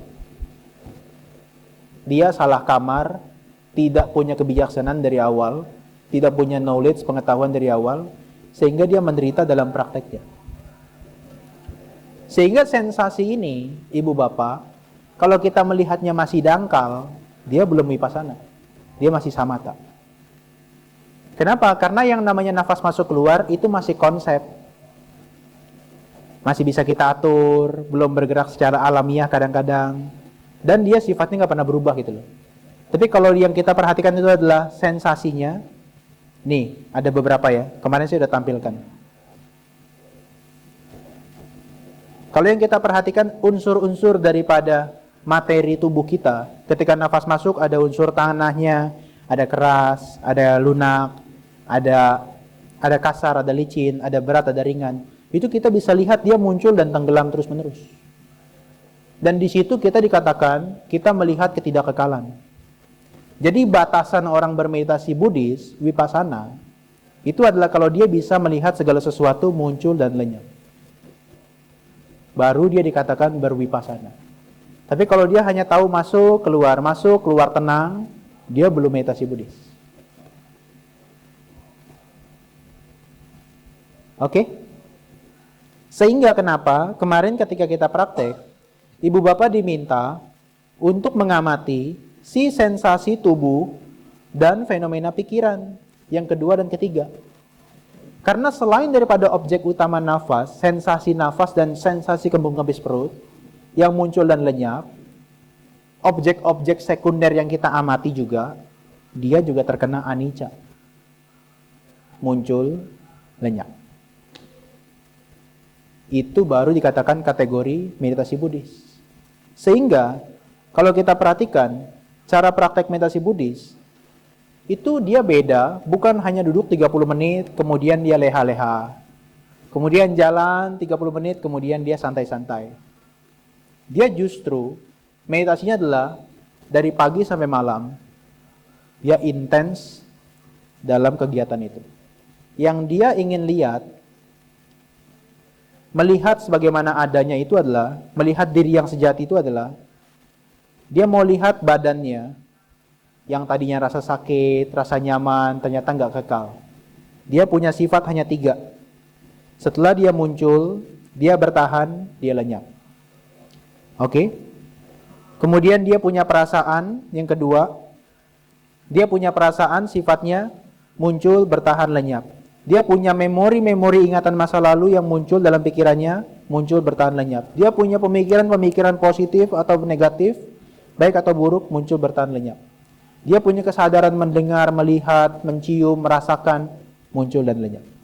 Itu baru bisa dikategorikan meditasi Buddhis. Saya pas belajar ini saya bilang, gila. Apa yang Buddha temukan itu, nampaknya ya, gak akan pernah bisa diakses kalau kita gak praktek. Saintis, para peneliti, para ilmuwan, itu hanya berhenti sampai dia di tahap eksperimen. Jadi ada orang disuruh meditasi, diuji sebelum dan sesudah. Tapi untuk mencapai yang namanya nibbana, dia nggak bisa lewat eksperimen model gitu. Dia harus dipraktekkan langsung. Jadi sebetulnya apa yang Buddha ajarkan jauh lebih berharga daripada ilmu pengetahuan yang pada umumnya. Tapi kita kurang menghargai, tapi kita kurang tertarik untuk praktek. Kenapa? Karena tujuannya untuk melenyapkan penderitaan, bukan mencari kebahagiaan.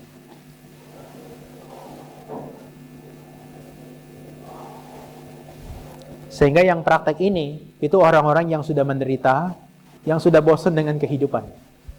Kalau masih cinta dengan kehidupan, nasi gemuk masih enak, pempek ratu masih oke. Sorry ya Johan, gue gak mau join. Kenapa masih carinya kebahagiaan? Itu yang membedakan meditasi kita dengan meditasi pada umumnya. Sangat berharga. Tujuannya apa? Supaya melihat hidup ini tidak kekal. Karena tidak kekal, kita ditindas dengan perubahan, kita jadi paham, oh duka, hidup kita selalu ditindas dengan perubahan. Menyenangkan, gak menyenangkan, biasa-biasa aja, dia berubah, kita ditindas, maka kita menderita. Ada anicca, ada duka, oh semua kehidupan kita gak bisa dikontrol. Fisik dan mental kita, dia bergerak saling mengondisikan satu sama lain, bahkan kita sendiri gak bisa kendalikan. Jadi melihat diri yang sejati, yang orang umumnya ngomong itu adalah melihat tubuh dan pikiran kita sebagai tidak kekal, sebagai tidak memuaskan atau penderitaan, dan sebagai tidak dapat dikontrol atau bukan diri kita sepenuhnya. Dan karena tiga itu, maka kita menjadi tidak melekat dengan kehidupan. Karena tidak melekat, maka ada kemungkinan bebas dari penderitaan. Tapi bukan berarti setelah ini Anda keluar dari sini, bukan berarti Anda nggak makan-makan pempek ratu lagi ya. Masih boleh, silakan aja. Tapi ibu bapak jadi tahu apa tujuan yang tertinggi dari kehidupan kita. Bisa diikuti? Bisa dipahami ya? Ibu bapak ya? Saya pikir pembahasannya itu dulu. Kalau ada pertanyaan barangkali lebih oke. Kita bisa lanjutkan dengan pertanyaan. Terima kasih. Sotihotu nama budaya Mas Bro Johan. Kalau berbicara masalah meditasi tidak lepas dari napas. Kalau kita tidak bernapas lagi ya, atau beda alam ya. Saya sangat tertarik masalah napas. Menyambung pembicaraan kemarin yang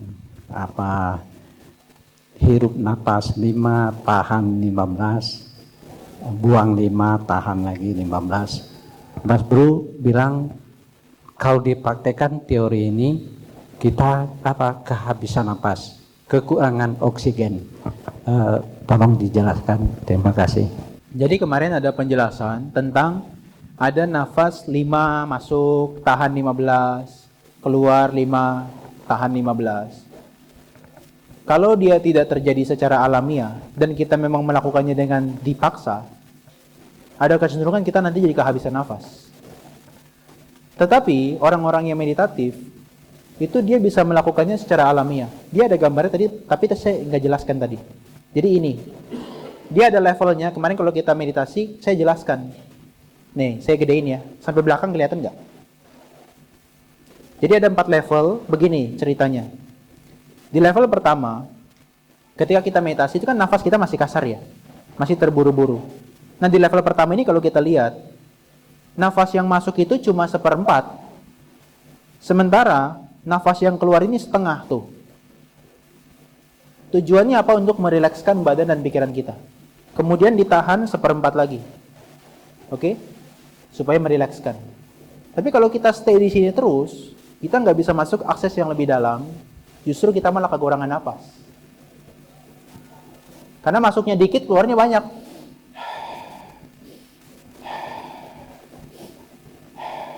Lama-lama habis, lama-lama black out. Pingsan. Kalau begitu bagaimana cara supaya stabil begitu, Yes. tidak black out? Oke. Dari inti semua ajaran Buddha itu adalah melepas. Oke? Jadi kita jangan menggenggam apapun termasuk nafas kita.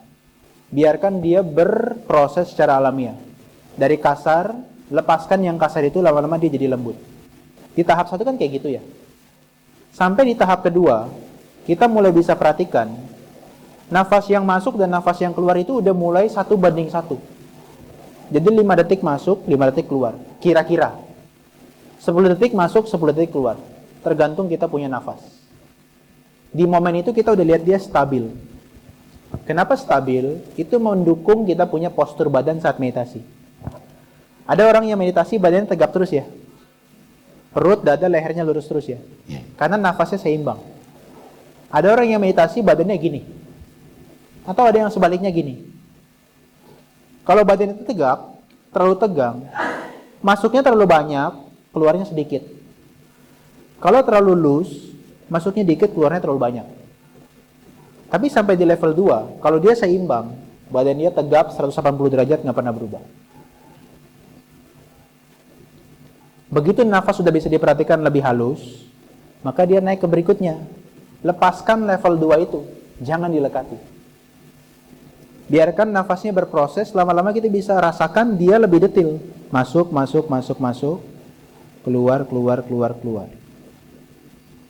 Dia lebih panjang masuknya, dan dia bisa semakin lebih panjang keluarnya. Maka dia rapat sekali nih. Masuk dan keluar dia jadi banyak prosesnya, bukan hanya sekali. Masuk, masuk, masuk, masuk, keluar, keluar, keluar, keluar. kita jadi bisa mengamati nafas kita. Semakin detail, semakin nyaman, semakin rileks. Dari yang saya perhatikan, kekeliruan kita dalam bermeditasi, kita nggak lewati tahap 1 dan 2. Pengennya langsung tahap 3. Makanya pikirannya pengen tenang, nafasnya belum siap, jadinya ada gap, stres. Ya, ya. Ketika stres, pikirannya mengembara. Nafasnya sesak. Karena dipaksa. Nanti sampai ke tahap ketiga pun dia harus dilepaskan, nggak boleh dilekati. Saya pengen nafas saya gini terus, no. Dia lekati pelan-pelan, dia lepaskan pelan-pelan. Sampai di sini dia bisa merasakan yang namanya pause, jeda. Orang yang meditasinya mendalam, jedanya makin panjang. Jadi masuknya misalnya 5 detik, tahannya bisa sampai 10-15. Keluarnya 5 detik, jedanya bisa sampai 10-15. Bayangkan 1 kali nafas dia 30 detik. Berarti dalam 1 menit dia hanya 2 kali nafas. Maksud 2 kali napas ini tarik, buang atau bagaimana? Ya, tarik, buang itu 1 kali. Tarik, buang jadi 2 kali. Karena dalam 1 proses 30 detik kira-kira. Orang yang sangat dalam konsentrasinya bahkan lebih daripada itu. Oh ya, seperti buaya atau binatang buaya atau apa gajah ya. Tariknya lama, hampir betul. 1,5 detik. Dan menariknya, kalau kita berada dalam kondisi kayak gini, nafas kita rileks, kita punya kehidupan jauh lebih panjang. Itulah kenapa biku-biku kebanyakan usianya lebih panjang daripada rumah tangga ya. Kalau saya lihat seperti di Dhammadipara, Bante Kantidaro, sampai 95 loh sekarang. Padahal beliaunya sendiri bilang kalau saya nggak jadi biku, kayaknya usia saya cuma sampai 80. Tapi karena jadi biku, meditasi, nafasnya lama, lambat, rileks, hidupnya jadi lebih panjang. Lihat deh, hewan-hewan yang nafasnya cepat, dia matinya lebih cepat. Anjing, kemudian tikus, kecoa, hewan-hewan apapun yang nafasnya cepat, dia lebih cepat mati.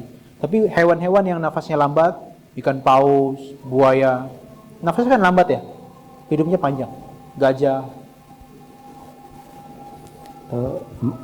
Maaf Mas Bro, kalau begitu tahap 1, tahap 2 mencapai tahap 3 tadi, untuk tahap 1, tahap 2 tadi bisa dulu kita paksa dulu paru-paru kita, napas kita, nanti sudah kita lepaskan, rileks, sehingga tubuh kita bisa mengejar ke tahap 4. Apakah benar begitu?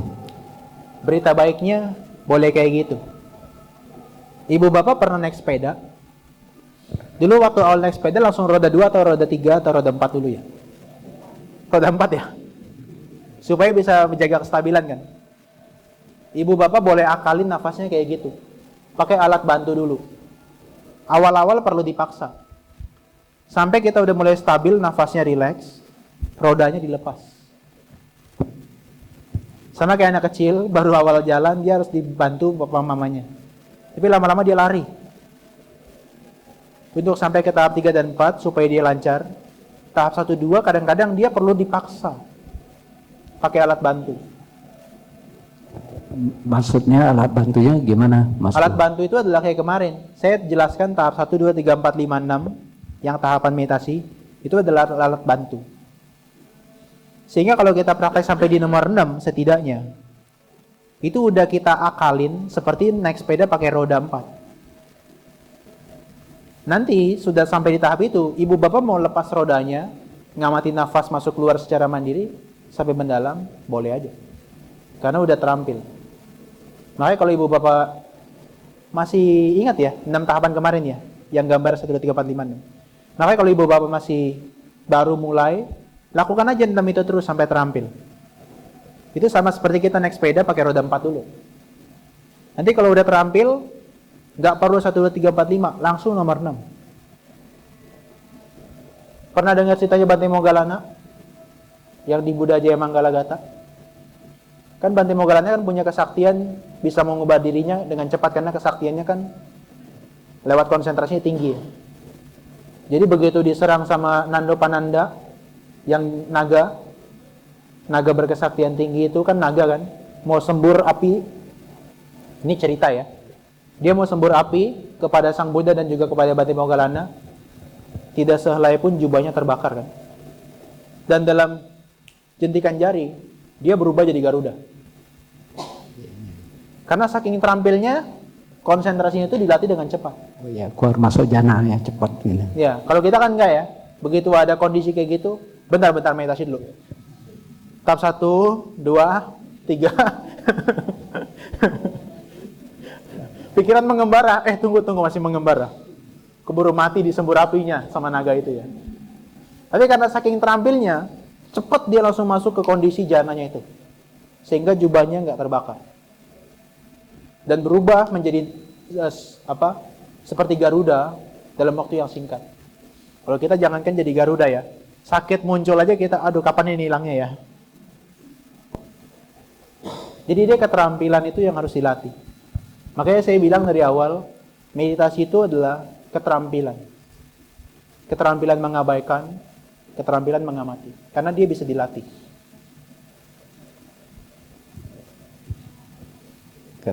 Dilatih. Sampai kapan, bro?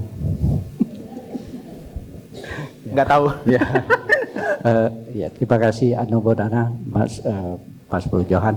Pertanyaan kedua, saya pernah melihat podcast Mas Bro, masalah itu angker atau jangkar. Jadi supaya angker jangkar cepat masuk ke dalam kondisi meditatif gitu. Oh. Kalau nggak salah Romo Rama Slamet Rojali pernah memberi arahannya begitu. Cuma saya kurang fokus. Apakah momen-momen yang indah-indah seperti kita kumpul begini awal dulu, nanti beruntun masuk ke tahap yang 4 itu, 5, atau langsung ke momen yang indah tadi sehingga masuk ke meditatif. Mohon pencaranya. Oke. Ibu bapak punya foto di rumah? Ada ya? Fotonya yang menyenangkan atau yang tidak menyenangkan? Menyenangkan semua ya? Yang berkesan ya? Sering dilihat nggak fotonya? Sering dilihat nggak fotonya? Kadang-kadang ya. Ibu bapak, kadang-kadang hati kita lagi sedih, tiba-tiba kita lihat foto, momen menyenangkan. Dia bisa langsung masuk ke kondisi itu loh. Kondisi di mana kita seperti kejadiannya terjadi barusan. Contohnya kita lagi liburan dengan keluarga, kemudian difoto, ditempel. Sewaktu-waktu kita lagi sedih, kemudian kita lihat. Pikiran kita yang sedih bisa langsung luntur, langsung happy lihat foto itu. Oke? Nah, itu makanya penting banget kita memberikan satu label, satu gambaran, satu foto terhadap sesuatu yang berkesan. Dalam meditasi juga sama. Ibu bapak sering meditasi kan? Sering. Meditasi kadang-kadang mencapai konsentrasi yang dalam.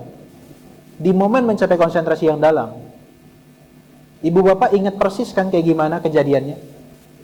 Perasaannya ingat persis kan? Itu bisa di capture, bisa difoto. Kalau misalnya kita lagi di HP, itu seperti di screenshot. Begitu di screenshot, gambarnya langsung kelihatan. Dan setiap kali kita mau lihat screenshot itu di HP, kita langsung masuk ke keadaan itu dengan lebih cepat. Dengan lebih cepat. Masuk ke keadaan itu dan lebih cepat, berarti kita tidak usah lagi yang langkah 6 meditasi. Ada kemungkinan. Jadi dengan kita lihat itu, dia bisa membuat kita akses lebih cepat ketenangan kita. Karena kita mengingat kembali ketenangan yang sudah pernah kita alami. Makanya ibu bapak dalam hidup ini bikin banyak hal-hal yang berkesan, dan setiap berkesan ibu bapak tandai. Anchornya bisa bermacam-macam. Bisa ibu bapak dengan senyum, atau seperti tangannya dirapatkan, atau tangannya digenggam, atau tangannya bersentuhan, atau seperti dipegang telinganya, apapun itu. Setiap kali Ibu Bapak melakukan itu, kita bisa mengingat hal tersebut. Dan bisa mengakses ketenangan yang serupa sama dengan itu. Makanya kenapa ya, kadang-kadang di wihara kita ada sisi negatifnya. Lihat begitu di wihara ada pelang pendana, pendonor tertentu, dipajang, kita bilang, ih ngapain sih dipasang namanya, sombong banget yang berdana. Sebenarnya tujuannya bukan itu. Tujuannya adalah ketika si orang pendana itu melihat namanya dipajang di wihara, dia muncul kegembiraan. Oh, saya pernah berdana ya. Di momen dia ingat itu, hatinya mungkin lagi down, begitu dia ingat, dia langsung masuk ke kondisi seperti saat dia berdana. Jadi plakat wihara itu ada gunanya juga. Saking bergunanya, di Dhamma Dipa dipasang di setiap kuti. Sampai orang-orang pas datang ke sana bilang, ini ibu ini nggak keluar-keluar ya dari sini ya? Tinggalnya di sini terus ya? Saya bilang bukan, itu donaturnya. Sebenarnya tujuannya bagus, supaya setiap kita kali lihat itu, kita langsung masuk ke kondisi itu. Sama kayak Ibu Bapak meditasi. Meditasi apapun itu, cinta kasih lah, meditasi nafas masuk keluar, meditasi berdiri, berjalan. Ketika tenang banget, Ibu Bapak bertekad, kapanpun saya mau masuk ke kondisi ini, dengan saya melakukan ini, saya akan bisa masuk dengan cepat. Itu bisa dilakukan.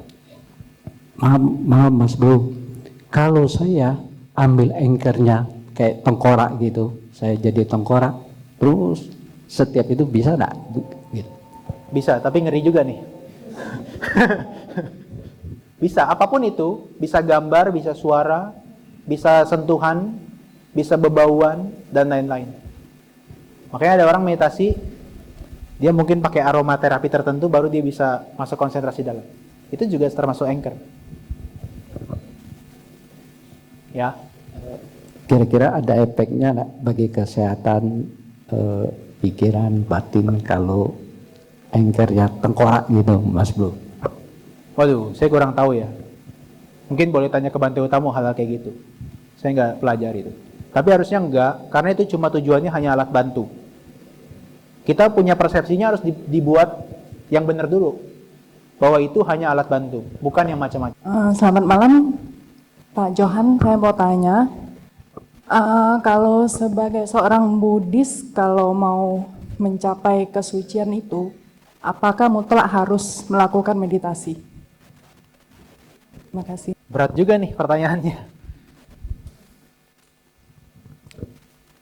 Tadi saya ada tampilkan gambar sih, itu ya, pohonnya. Pohon ini ya. Apakah kalau kita sebagai Buddhis, kalau mau mencapai kesucian harus meditasi? Saya bilang yes, harus. Itulah kenapa kemarin saya ada bilang, orang yang meditasi, sampai di tataran tertentu, dia bisa sebagai non-Buddhis. Tapi sampai di level untuk mencapai kesucian, dia tidak bisa non-Buddhis. Karena ada aspek daripada keyakinan yang harus dia punya sangat kuat. Makanya kualitas kesucian yang pertama, orang itu punya keyakinan yang sempurna. Keyakinan yang sempurna itu adalah keyakinan pada Buddha, Dhamma, dan Sangha, nggak tergoyahkan. Jadi kalau besok Bapak Ibu, saya ngomongnya agak pelan ya tapi ya.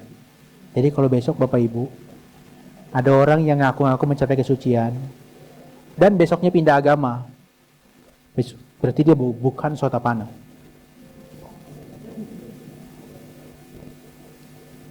Paham ya? Karena kualitas kesucian pertama, dia adalah kuat sekali keyakinan pada Buddha, Dhamma, dan Sangha, dia nggak akan meninggalkan Buddha. Jadi kalau dia bilang, saya udah mencapai kesucian nih, besoknya dia pindah. Oke, dia berarti belum mencapai. Karena dia sendiri ragu dengan dirinya. Tapi apakah sebagai seorang Buddhis harus dengan lewat meditasi sebagai sesuatu yang mutlak? Yes. Kalau kita lihat, Jalan Mulia Brosur 8, Jalan Mulia Brosur 8, salah satunya ada namanya konsentrasi benar. Oke? Konsentrasi benar. Dan untuk mencapai kesucian, 8 faktor ini dia harus bekerja sama. Actually, sebetulnya dalam kehidupan sehari-hari dia udah muncul bersama-sama. Dia udah sering muncul dalam kehidupan kita. Ibu bapak ada yang atas sila hari ini? Oke?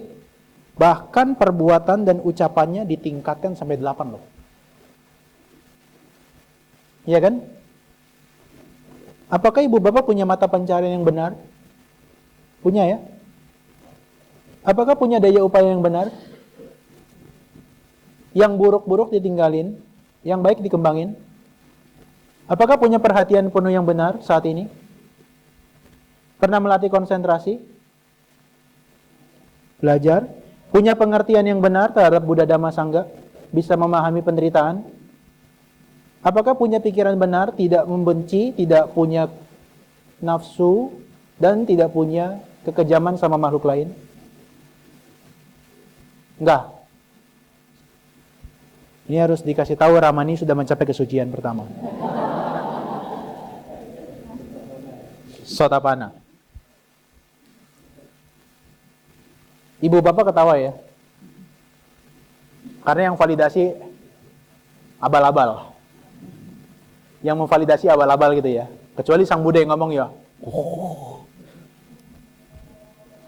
Dia wajib untuk dikembangkan 8 ini muncul bersama-sama.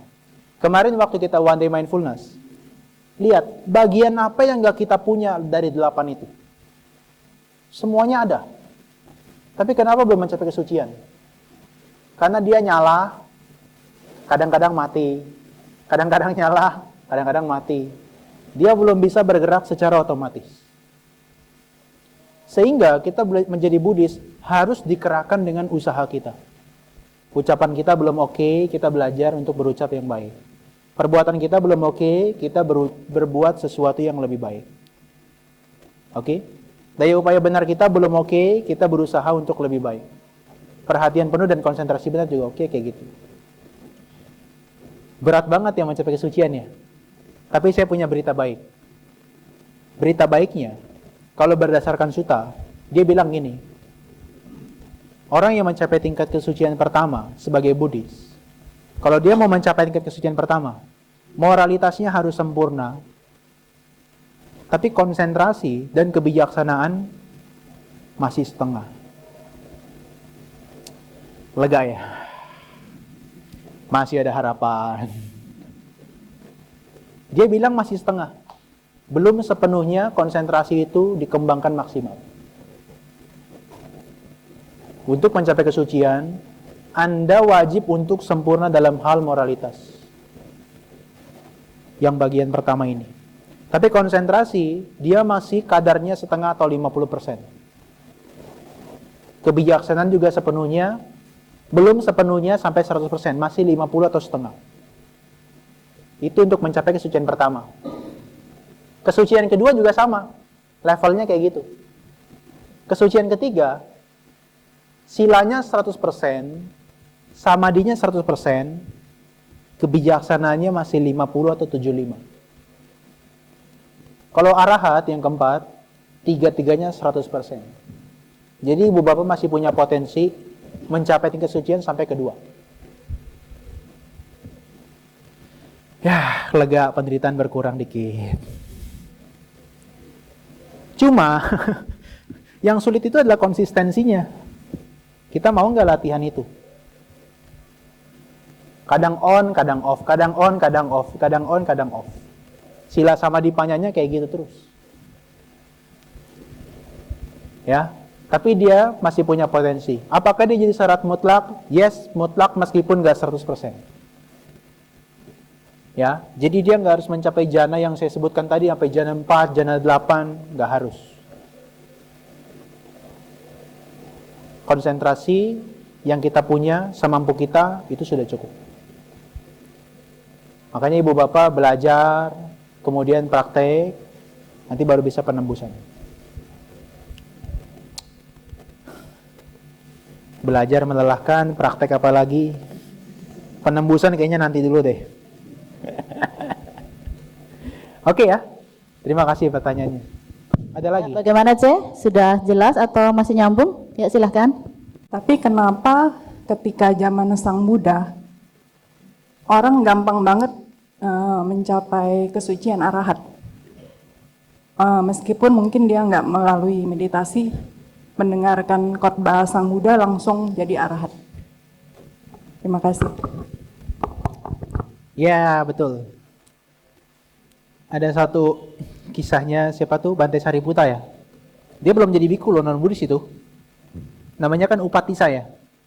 Jadi Upatissa ini keliling cari orang yang bisa mengajarkan dia dharma. Satu ketika dia nggak sengaja ketemu Bante Asaji lagi jalan. Keren banget jalannya, seperti anggun sekali, penuh perhatian. Kemudian tanya dalam hatinya, wih, kalau muridnya aja kayak gini, gimana gurunya ya? Akhirnya dia tanya ke Bante Asaji, apa yang diajarin sama guru kamu sampai kamu kayak gini?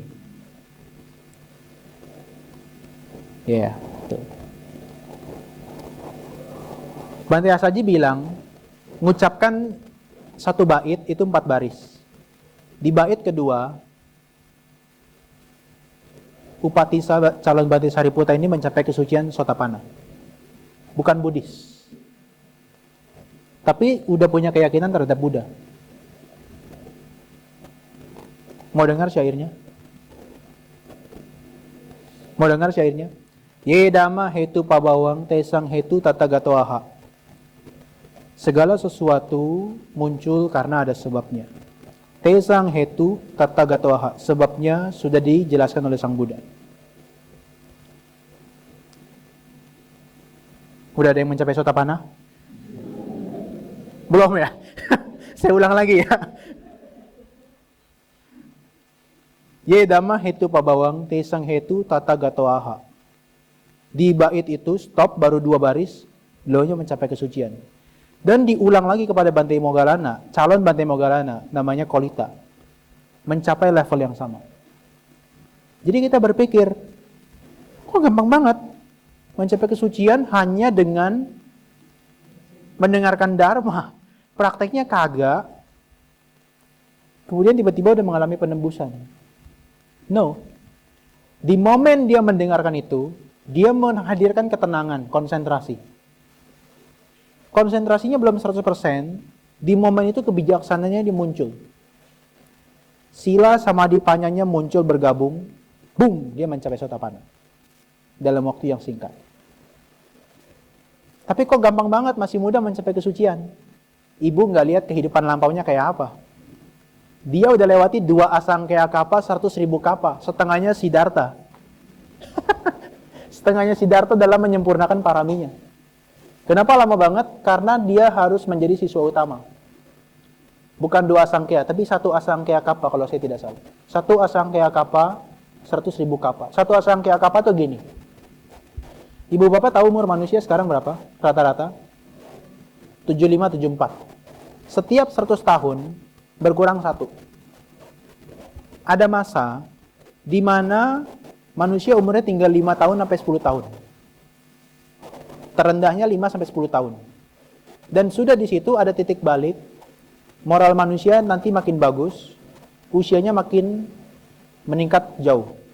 Kalau di dalam Tipitaka dia bilangnya 120.000 tahun. Jadi setiap meningkat 1 itu per 100 tahun. 100 tahun nambah 1, 100 tahun nambah 1, 100 tahun nambah 1, sampai 120.000 tahun. Bahkan di Tipitaka dia ada bilang di kitab komentar, sampai tak terhingga.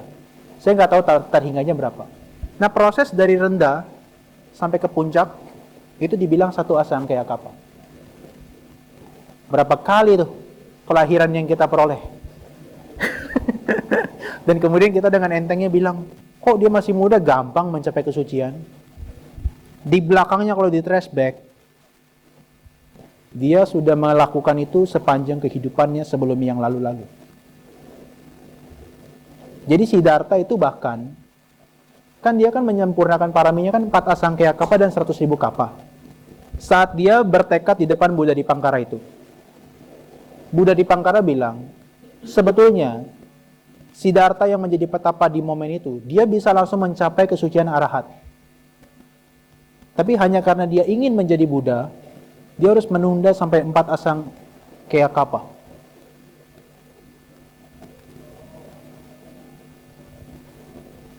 Dia harus menunda sampai segitu lama. Padahal di momen itu dia sudah mencapai arahat. Jadi sebelum itu, berlatihannya dia itu udah kayak apa? Sila sama dipanyanya ini udah meningkat jauh dibandingkan manusia pada umumnya. Termasuk Bante Sariputta dan juga Bante Moggallana. Ibu bapak mungkin pernah dengar satu cerita dari Bante Ananda. Itu mungkin lebih nggak terima. Jadi Bante Ananda itu besok mau konsili. Kemudian Bante Mahakasapa bilang, siapapun yang ikut konsili harus jadi arahat. Jadi dari usia muda sampai tua, sampai Buddha meninggal, Bante Ananda itu masih Sotapanna. Dia harus melewati 3 kesucian untuk jadi arahat kan? Sakadagami, Anagami, dan arahat kan? Dia meditasi seharian. Beliaunya meditasi seharian, jalan duduk, nggak mencapai apa-apa. Tapi begitu Bante Ananda berpikir, kayaknya saya harus istirahat sekarang deh. Akhirnya Bante Ananda begini di tempat pembaringannya itu, di tempat tidurnya, kakinya duduk, ini bantalnya, kakinya naik, kepalanya belum nempel, jadi arahat. Sakadagami, Anagami, Arahat dilewati dalam proses begini doang. Nanti ibu bapak di rumah boleh coba gini. Kalau belum begini lagi. Kadang kita nggak terima ya. Tapi kita nggak tahu perjalanan Bante Ananda sepanjang apa. Sampai dia bisa melewati itu dengan cepat. Hah? Ada masanya. Ada lagi tuh satu yang kehilangan orang tua, anak, Patacara ya. Patacara. Tahu nggak dia cara mencapai kesuciannya gimana? Di momen dia ketemu Buddha kan yang buka baju telanjang itu. Yang stres gila itu kan. Telanjang itu kan.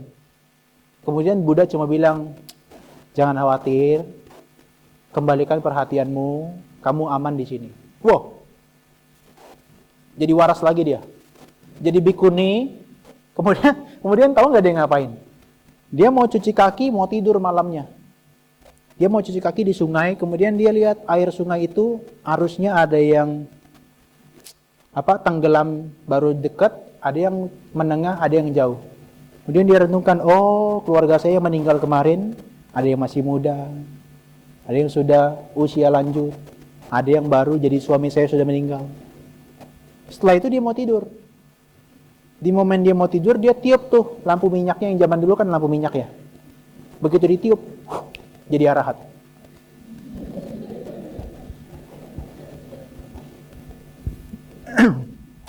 Apakah dia meditasi?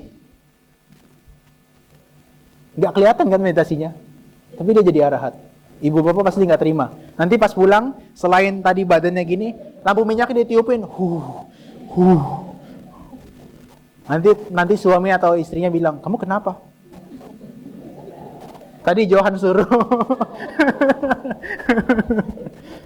Atau kalau mau simulasi belum sampai rumah, coba nih lilin mati, nyalain lagi, Kita nggak pernah tahu gimana cara mereka mencapai kesucian.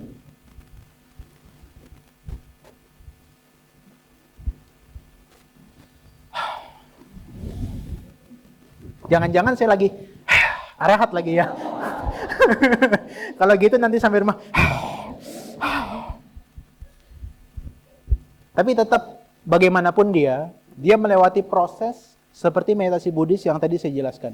Dia melihat lagi tubuh dan mentalnya sebagai tidak kekal, tidak memuaskan, dan tidak bisa dapat dikontrol. Dan dia melewati tahapan-tahapan pengetahuan 1, 2, 3, 4, 5, 6, 7, 8, 16, Sotapanna, 1, 2, 3, 4, 5, 6, 7, 16, Sakadagami, Anagami, Arahat. Orang-orang tertentu dia batinnya sangat cepat. Srut, arahat tiba-tiba. Kita berapa kehidupan? Belum Sotapanna. Jangan berkecil hati. Yang penting kita tetap praktek. Dan punya keyakinan terhadap Buddha, Dhamma, dan Sangha. Terima kasih. Ini sesi tanya jawab dimaksimalkan sampai mencapai arahat ya? Iya, masih penasaran kan? Jadi dimaksimalkan. Ya, silakan. Selamat malam, Nama Budaya Bro Johan. Saya ingin bertanya, apakah kalau kita berlatih meditasi itu bisa mengundang atau menarik makhluk halus mendekat? Karena ini ada kejadian, ada dengar kejadian. Jadi ada satu orang ini sebelumnya dia normal. Sebelumnya dia normal karena dengar katanya karena sering meditasi, dia jadi sering mendengar suara-suara gitulah, dan sekarang dia jadi kayak agak nggak normal gitu.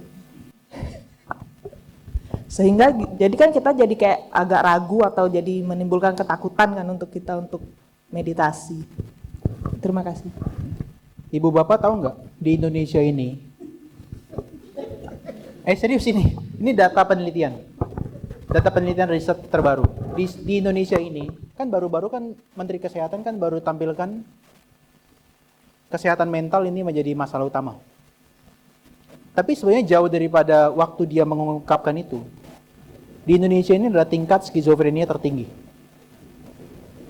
Tingkat orang yang mengalami jadi ODGJ terbanyak.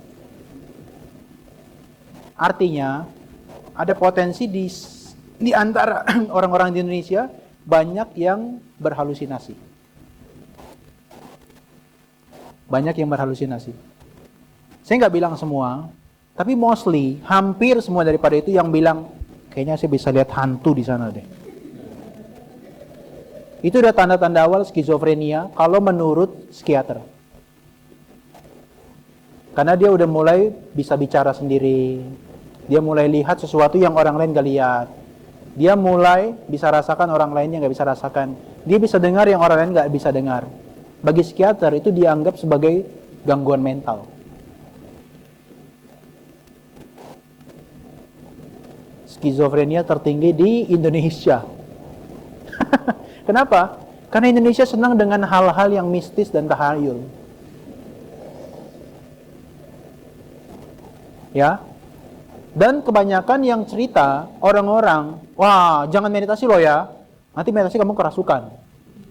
Jangan meditasi loh ya. Nanti kamu meditasi bisa lihat makhluk halus.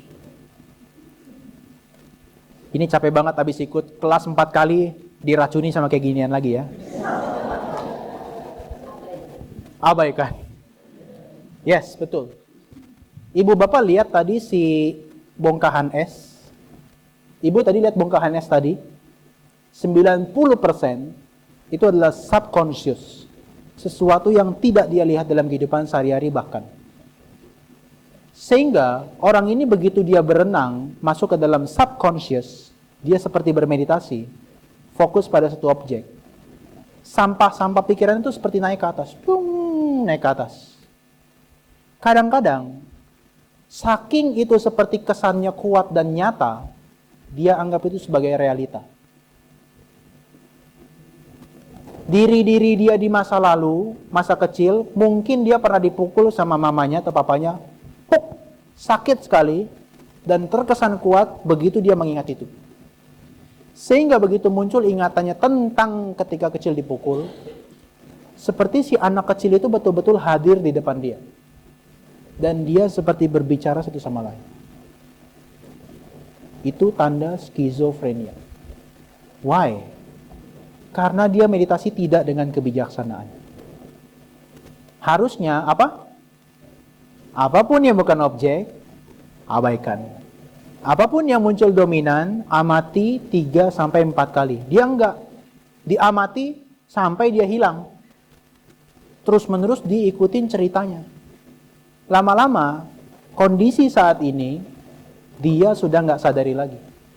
Dia hidup di kondisi masa lampau. Kondisi masa lampaunya semakin nyata, pikiran akan datang juga muncul dalam waktu yang bersamaan. Dua-duanya berantem, masa depan dan yang masa lalu, sehingga dia berpikir semuanya jadi realita.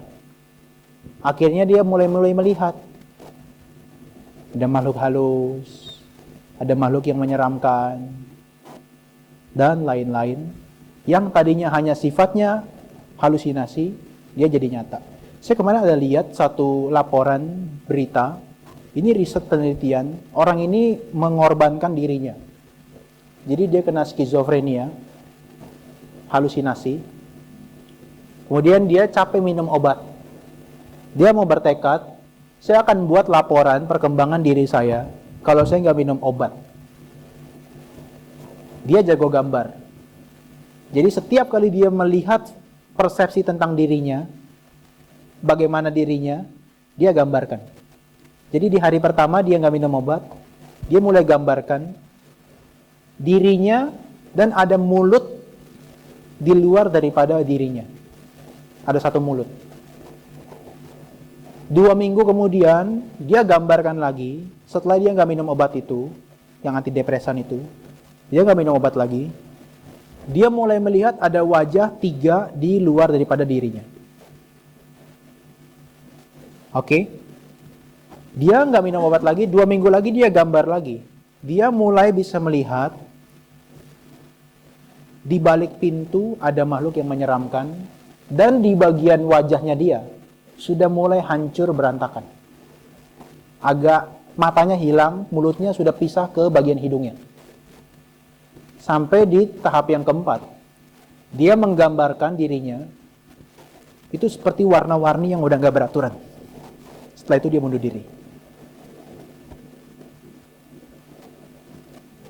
Kenapa? Karena dia hanyut dengan kondisi masa lalu atau pikiran akan datang. Awal dia meditasi tidak dengan kebijaksanaan. Makanya di luar dari meditasi Buddhis, banyak yang meditasi, banyak yang skizofrenia. Jadi paranormal. Jadi dukun. Jadi setelah Anda meditasi, kemudian jadi dukun, Anda harus ketemu saya lagi kayaknya. Saya jelasin lagi 4 pertemuan. Karena Anda bukan pada jalur yang benar. Oke? Habis meditasi jadi bisa ngobatin orang. Habis meditasi bisa terawang nomor togel berapa besok yang keluar. Oke. Ini tanda-tanda Anda kena skizofrenia. Awalnya ke wihara, besok ke rumah sakit jiwa. Ya. Jadi kalau Anda selama meditasi dengan secara Buddhis dengan benar, Anda nggak perlu khawatir. Karena dengan berdasarkan pada pandangan benar, tujuannya tuh untuk apa? Oke? Kenapa saya tadi bilang di luar Buddhis banyak yang kena skizofrenia? Karena mereka punya tujuan awal yang nggak oke. Mereka meditasi untuk cari semacam wangsit, cari kesuci, cari kesaktian, kemudian cari persugihan. Jadi misleading. Harusnya lurus, dia belok kiri. Melenceng. Dan itu sama seperti yang dialami sama Siddhartha. Pernah ingat Siddhartha menderita 6 tahun? Siddhartha menderita terkait dengan self-torturing, self-mortification, menyiksa diri. Jadi dia meditasinya nggak seperti saat mau jadi Buddha. Yang 7 hari terakhir. Selama 6 tahun dia meditasi ngapain tau nggak? Saya baca di Sutta itu sampai sedih banget loh. Jadi Siddhartha selama 6 tahun itu meditasinya maaf ya, seperti anjing, seperti sapi. Maaf ya, dia makan kotorannya sendiri, dan yang dia anggap itu adalah jalan menuju kesucian. Tahu padi, sekam, yang dicacah, dia makan itu, bayangkan tenggorokannya nggak rusak. Kalau malam, dia berendam di air, kalau pagi dia berjemur di terik matahari. Dia melakukan itu untuk mencari jalan tengah. 29 tahun di istana dia udah memuaskan nafsu. 6 tahun di pertapaan dia menyiksa diri. Sampai akhirnya 7 hari terakhir dia menemukan jalan tengah. Tapi dia bilang, di dalam sutta namanya adalah Mahasihanada Sutta. Di Digha Nikaya dia bilang gini. Di antara semua pertapa yang melakukan pertapaan yang paling keras, saya tidak melihat ada orang yang melakukan lebih keras daripada saya. Jadi dia prakteknya itu betul-betul di hutan terpencil, yang begitu ada orang lihat dia lari ngumpet. Sampai makanya kan ceritanya dia makan hanya buah yang jatuh. Sebelum dia makan buah yang jatuh itu, dia makan kotorannya sendiri. Bayangin, anak raja masuk ke hutan, meditasi dengan cara kayak gitu.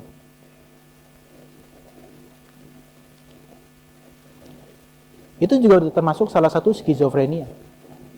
Tapi untungnya dia sadar, ini bukan jalan, maka dia balik lagi, jalan tengah, dia mulai makan, kemudian dia mulai meditasi dengan jalan mulia bersur 8 itu. Balik lagi mengembangkan sila sama dipanya. Dia bilang, saya mengingat kondisi saya masih kecil, 7 tahun saya mencapai jana. Saya masuk lagi ke dalam jana itu, saya gunakan jana sebagai pijakannya. Dan saya lihat jana itu tidak kekal, tidak memuaskan, dan saya bisa melepaskan itu. Dia bisa melepaskan semua apapun yang jadi kemelekatan dunia. Baru dia mencapai pembebasan. Ada statement yang mengatakan sambil melakukan ekstrim tadi atau menunjukkan kepada dunia jalan ini salah. Enggak. Itu memang adalah suatu keharusan. Setiap bodhisatta dia harus kayak gitu. Ada bodhisatta yang hanya 7 hari, khusus Siddhartha 6 tahun. Tahu nggak kenapa? Dulu ada Buddha mencapai kesucian dalam waktu singkat. Dia ngomong gini di masa lalu. Dia dulu jadi Brahmana, kemudian dia ngomong gini. Mana mungkin si botak mencapai kesucian dalam waktu yang singkat? Jadi Siddhartha di masa lalu ngomong ketika ada Buddha tertentu, terus dia bilang, mana mungkin si botak itu mencapai kebuddhaan dalam waktu yang singkat? Gara-gara ngomong gitu, 6 tahun dia menderita. Yang lain cuma 7 hari.